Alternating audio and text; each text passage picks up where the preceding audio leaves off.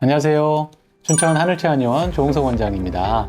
오늘 여드름에 대해서 한번 얘기를 좀 드려보려고 해요. 한의학적으로 여드름이 나는 원인, 그리고 한의원에서는 여드름을 어떻게 치료하는지, 그런 부분에 대한 이야기를 들려드리도록 하겠습니다. 여드름은 기본적으로 피지하고 각질이 원인이 돼서 생기는 질환이에요. 그러니까 피지 분비가 많이 늘어나고 각질에 의해서 막혀서 못 나오기 때문에 이 모공 안에서 피지, 알갱이를 형성하는 거예요. 근데 모낭염은 피지하고는 무관합니다. 둘 다 이렇게 빨갛게 부어있고 염증 상태란 말이에요. 그렇기 때문에 얼핏 봐서는 비슷해요. 근데 이제 외관상 차이가 좀 나는 게 있는데 크기 차이가 좀 나요, 크기. 그러니까 여드름은 안에 피지가 들어있다고 그랬잖아요. 이 피지 때문에 조금 더 볼록하게 큰 형태를 가지고 있어요. 모낭염은 안에 피지가 없기 때문에 크기적으로 봤을 때 좀 더 작은 거를 볼 수가 있죠. 여드름은 아까 제가 말씀드렸을 때 이 피지와 그리고 각질, 이 두 가지가 원인이라고 했잖아요. 지루피부염은 이 피지가 각질의 영향을 안 받기 때문에 바깥으로 흘러나오는 거예요. 얼굴 전체적으로 염증, 우리가 그걸 미만성 염증이라고 하는데 넓게 퍼지는 불그스름한 염증을 만드는 것을 지루피부염이라고 얘기를 합니다. 하지만 둘이 완전히 다른 질환은 아니에요. 기본적으로 피지라는 공통분모를 가지고 있기 때문에 여드름 있는 환자분들이 지루피부를 동반하는 경우가 많고, 또 지루피부 환자들이 여드름을 동반하는 경우도 많아요. 일단 기본적으로 피지는 약간 산성을 띠고 있어요. 그래서 이 피부가 약해져 있는 환자들에 있어서 이 과잉 분비된 pH 5.5의 약산성 피부가 접촉성인 염증을 일으키는 거예요. 그러면 이 접촉성인 염증이 일어난 상태에서 어떤 문제가 생기냐면, 그러니까 염증이 이제 일어나겠죠? 그럼 염증이 일어나니까 기본적으로 열이 나는 거예요. 그럼 열이 나면 어떻게 되냐? 건조해지죠. 열 때문에 수분이 마르기 때문에 건조해져요.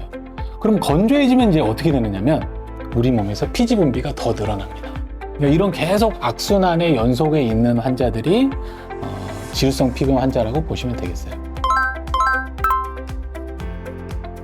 제가 지금까지 여드름 환자들을 보면서 이거는 무조건 관련이 있습니다.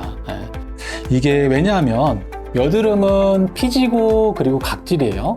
음식 중에서 기름진 음식, 그 다음에 단 음식, 이 두 가지는 우리 피부의 피지 분비를 늘리게 되어 있습니다. 그래서 이 두 가지는 치료 기간 동안에는 피해 주시는 것이 좋겠어요. 저는 짜지 말라고 해요. 그러니까 보통 집에서 환자분들이 짜는 형태는 일단 첫 번째 그냥 뜯어버려요. 아니면은 그냥 면봉으로 이렇게 짓이기듯이 짜는 경우들이 많아요. 그러다 보니까 짜고 나면 흉터가 좀 크게 남아요. 그리고 막상 제가 그 상태에서 압출을 더 해보면 충분하게 압출이 안 된 경우도 많아요. 그래서 저는 그런 경우에는 그냥 냅두라 그래요. 그리고 이 압출이 여드름에서 되게 중요해요. 아주 미묘한 스킬적인 부분들도 있고 하기 때문에 원장이 제가 직접 여드름 환자들은 압출 케어는 하고 있습니다. 이 사춘기 여드름은 성인 여드름보다는 치료가 더 어렵습니다. 왜냐하면 이게 사춘기 때 왕성하게 분비되는 호르몬 때문에 그래요. 이 여드름이 기본적으로 호르몬이 원인인데 남성 호르몬이 원인이란 말이에요. 이 호르몬 분비가 그냥 생리적으로 이건 많이 분비되는 상황인 거예요. 그래서 이거를 인위적으로 막 억제하고 할 수가 없어요. 그래서 치료를 들어감에 있어서 이 여드름을 뿌리 뽑아야겠다, 완치해야겠다, 이렇게 절대 들어가지 않아요. 최소하게 관리하는 거를 기본적인 목표로 삼습니다. 저는 스트레스로 봅니다. 스트레스. 한의학적으로 봤을 때 스트레스는 열로 봅니다. 스트레스는 열을 만들어요. 우리가 스트레스 받으면 뭐라 그래요? 열받아 그렇잖아요. 그래서 그 열이 피부로 뿜어져 나오는 여러 가지 질환들, 기본적으로 열로 봅니다. 열을 내려주는 치료가 한의학적인 여드름 치료에 있어서 가장 핵심이에요. 그래서 그 열을 내리기 위해서 첫 번째 이제 한약 복용하는 거죠. 그 다음에 외용제 처치도 하는 거고, 또 내원에서 여드름 염증에 대해서 진정 관리도 하고 압출도 하고 그렇게 치료하는 거예요. 여드름 원인이 피지하고 각질이라고 얘기했죠. 그러면 이 피지하고 각질을 좀 더 좀 직접적으로 컨트롤해주면 좋겠다. 이제 그런 생각이 드는 거고, 그래서 저희가 이제 외용제로 사용하는 게 이 청안 AB라는 제품입니다.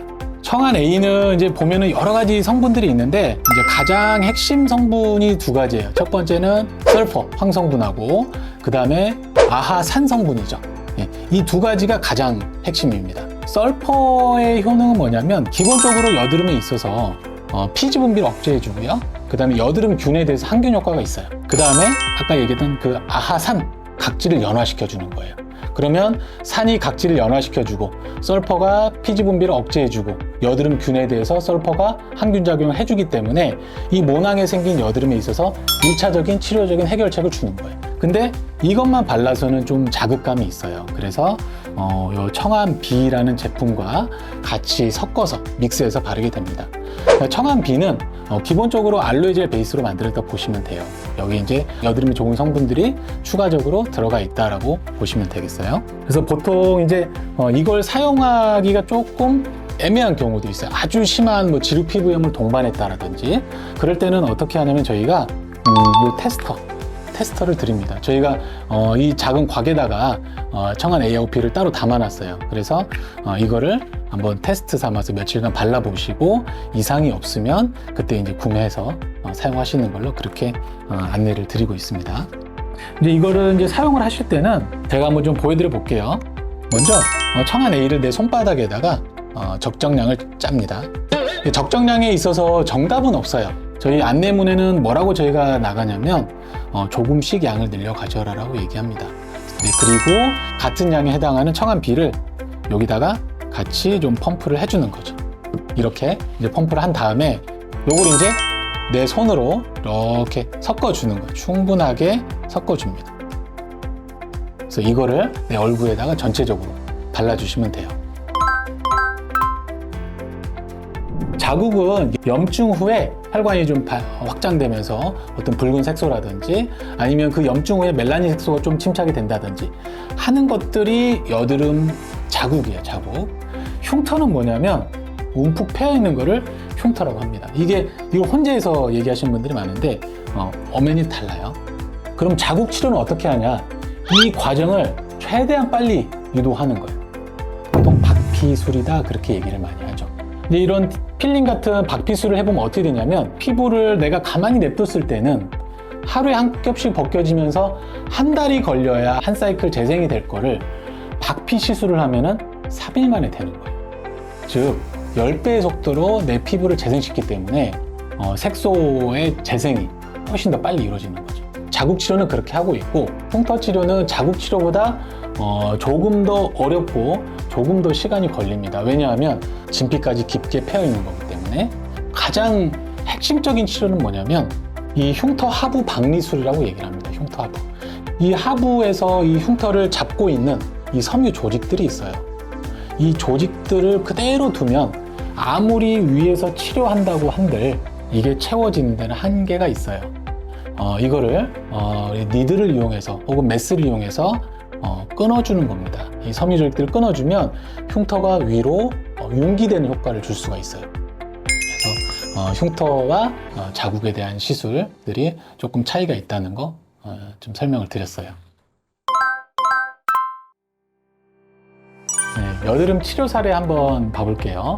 보통은 이제 이 정도로 내원하시면 그 염증 치료 기간만 3개월 정도 얘기를 드려요. 그래서 이 환자 같은 경우는 3개월 치료에서 그 염증에 대한 치료들이 어느 정도 일단락 되었기 때문에 남아있는 자국에 대한 치료들을 들어가는 거죠.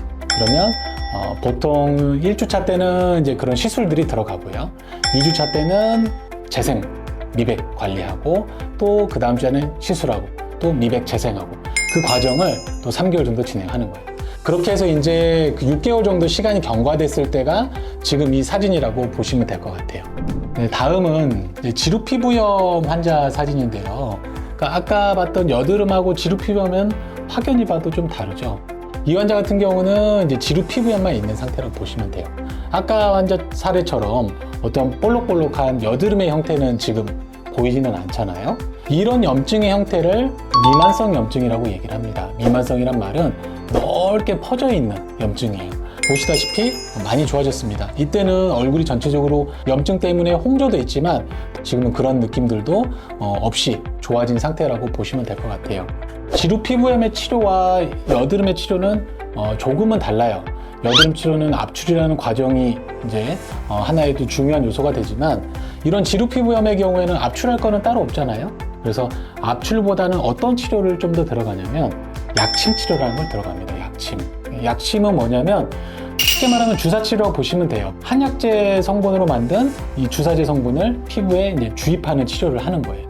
한약 치료도 하지만 또 직접 피부에 약침 치료를 하면서 더 치료 효과를 더 극대화시키는 거죠. 다음은 이제 여드름 흉터 사례인데요. 그래서 흉터 치료는 이렇게 움푹 패여 있는 부분을 솟아오르게 하는 게 치료예요.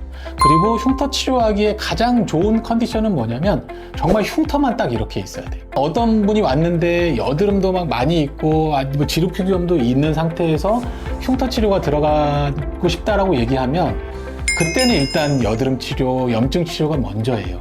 그게 좋아지면 흉터 치료가 들어가는 거고 이 환자분 사례처럼 아예 흉터만 있게 오는 경우는 바로 흉터 시술로 들어갑니다. 보통 흉터 시술은 3개월 정도 들어가요. 3개월 정도. 특히 매달 이 새살침 시술이 3번, 3개월 동안 들어가는 거죠. 그러면 그거에 대한 결과를 언제 볼 수 있냐? 6개월 있다고 그러면 6개월. 그러면 그때 이제 우리가 서로 사진을 보고 확인을 해요. 그럼 환자분들은 대부분 다들 만족을 합니다. 오늘 여드름 관련해서 이런저런 얘기들을 좀 드려봤는데요. 지금 제가 드린 얘기들은 사실 대부분 제가 환자분들에게 질문을 받거나 또 저희 한의원에서 치료하는 그런 내용들을 기반으로 좀 얘기를 좀 구성을 해봤어요. 좀 많이 도움이 되셨으면 하고 다음에도 또 다양한 정보들로 찾아뵙도록 하겠습니다.